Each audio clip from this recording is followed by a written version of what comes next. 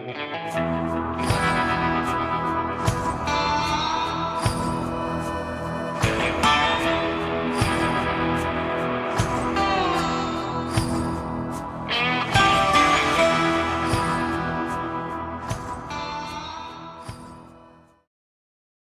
were taken as children, raised as warriors, and forever caught between two worlds. They were the sons of white settlers, captured by Native American tribes, yet they became more than just prisoners. They became brothers. They became warriors, and when the time came, they fought against the very people who had once been their own. From the early days of European settlement to the closing of the frontier, hundreds of white children were taken by native tribes, some in brutal raids, others in moments of desperation. Many were ransomed back to their families, but some, either by choice or by fate, never returned. They embraced their new lives, riding alongside the warriors who had once been their captors. In battle, they became enigmas. To the settlers, they were traitors, but to their adopted people, they were sons. Now, these men weren't just survivors. They became integral parts of their tribes. They learned the language, the customs, and the ways of war. Some rose to positions of great respect, leading war parties against the U.S. Army and frontier militias. And even when given the chance to return, many of them refused. They had become Comanche, Apache, and Cheyenne, not just in captivity, but in their hearts, in their souls. This is their story. The story of the white warriors of the tribes. A story of captivity, transformation, the will to survive, and the blurred lines of identity in the heart of the American frontier. Judge Janes and his family arrived in Texas in 1840, settling just north of Austin. For 2 years, they thrived, despite the ever-present danger of Indian raids. But in the summer of 1842, that danger came to their doorstep. One day, a man named Davis was grazing his horse in the valley when he spotted a group of warriors descending the slopes of College Hill. He wasted no time, leaping into the saddle and galloping south toward town. Joseph Lee, another settler, saw the chase unfold, and he spurred his own horse forward, raising the alarm. The warriors, losing interest in Davis, turned northwest. Along the way, they set their sights on a man named Larrabee, who barely escaped into a thicket. But their hunt wasn't over yet. They pressed on toward the home of Judge Janes. Now, at first, the encounter seemed peaceful. The warriors, claiming to be friendly Tonkawas, approached at an easy pace and greeted the judge and his family, who stood by their fence. Janes, holding his young son, stepped forward to meet them, along with his 14-year-old son and a hired hand. The warriors smiled, gesturing casually, until one suddenly grabbed the little boy's arm.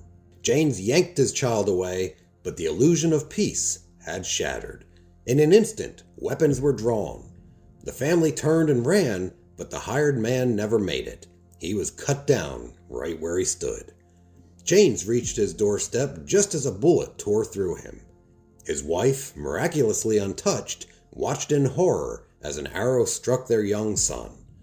Then, in the chaos, the warriors seized the 14-year-old boy, forced him onto a pony, and vanished into the wild. Joseph Lee arrived just as the raiders were disappearing. He could do nothing but watch as Judge Janes took his final breaths and helped Mrs. Janes pull the arrow from her wounded child. As for the kidnapped boy, his fate was lost to history. Yet in the years that followed, settlers often spoke of seeing a white warrior riding with the Comanche, a man who bore an uncanny resemblance to the boy stolen that day. Could it have been him? We'll never know, but it's a possibility. In 1789, deep in the Kentucky frontier, 9-year-old John Tanner was taken by Ojibwa raiders. He was stolen from his home, but in time, the boy they called John Tanner ceased to exist. You see, under the guidance of an Ojibwa family, he transformed. He learned the ways of the hunt, he mastered the bow, and he became a warrior feared and respected in equal measure. No longer an outsider, Tanner embraced the life of the Ojibwa so fully that he turned his back on the world of his birth. To the Ojibwa, he was one of their own. To the Americans, he was a ghost, a man who had just simply vanished into the untamed lands. He fought alongside the Ojibwa against American settlers in the War of 1812. Herman Lehmann was a German-American settler's son who was kidnapped by Apache warriors at the age of 11 in Texas. His abduction would lead him on an extraordinary journey, one that transformed him from a frontier child into a fierce Apache warrior. In 1870, Lehmann was taken while working on his family's homestead near Loyal Valley, Texas. The Apache warriors who captured him killed his brother, but spared young Herman, raising him as one of their own. Under their guidance, he learned to hunt, to fight, and to survive in the harsh landscape of the Southwest. Over time, he fully embraced their way of life, forgetting his old identity and taking on the Apache name Enda. His transformation became complete when he killed an Apache medicine man during a dispute, forcing him to flee and live alone before he joined the Comanches, who welcomed him into their tribe. For nearly a decade, Lehmann lived as a warrior, raiding settlements, resisting American expansion, and becoming deeply ingrained in native culture. But his world changed again in 1878 when U.S. soldiers captured him and returned him to his biological family. By then, however, he no longer spoke German or English, and he struggled to reintegrate into settler life. And even though he eventually adapted, a part of him always remained tied to his Apache and Comanche past. Until his death in 1932, he remained a symbol of the blurred lines between the two civilizations. Another white warrior was nicknamed the White Savage by his enemies. Simon Girty was just a boy when his father was tomahawked to death during an Indian raid. Simon was captured by Seneca warriors. He lived among them for several years, learning their language, their customs, and their way of life. Now, unlike some captives who sought to return to their colonial societies, Girty embraced the native culture. As a young man, he left the tribe to work as a scout and an interpreter for the British and later the American colonies. However, he became disillusioned with the American cause due to their treatment of Native Americans, and by the time of the American Revolution, Girty had switched sides, aligning with the British and Native American tribes who resisted American expansion. Girty was instrumental in organizing Native resistance against American settlers. He worked closely with the Shawnee, Wyandot, and Delaware tribes, often leading raids on frontier settlements. He was present at several battles, including the Siege of Fort Henry and the Battle of Blue Licks. American settlers demonized Girty, portraying him as a bloodthirsty traitor. He was accused, and often falsely, of horrific acts, including torturing prisoners. One of the most infamous stories involves the execution of Colonel William Crawford in 1782, where Girty reportedly watched as native warriors burned Crawford alive. Some accounts claim he laughed, while others suggest he tried to save Crawford but was unable to stop the execution. After the war, Girty continued to live among native tribes, resisting U.S. expansion. Following the defeat of native forces at the Battle of Fallen Timbers in 1794 and the Treaty of Greenville in 1795, Girty fled to Canada, where he lived the rest of his life in relative obscurity.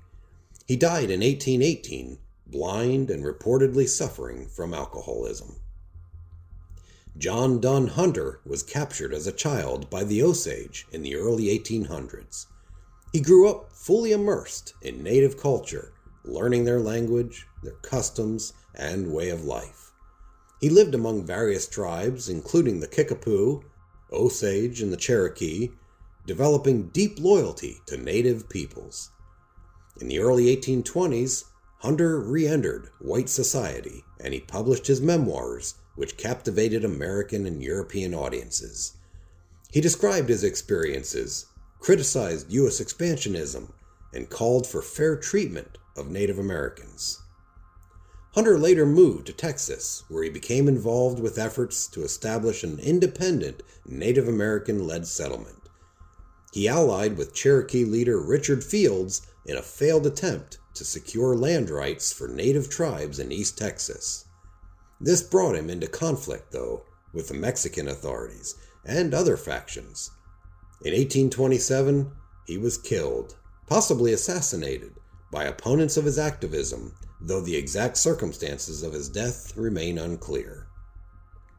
Other white men who fought alongside their native brothers were Josiah Harlan, who grew up with the Pawnee, British General Isaac Brock, who fought alongside the Shawnee against American expansion, Alexander McGillivray, and William Weatherford. Both were of mixed ancestry, and they played a crucial role in leading native forces against American settlers during the Creek War.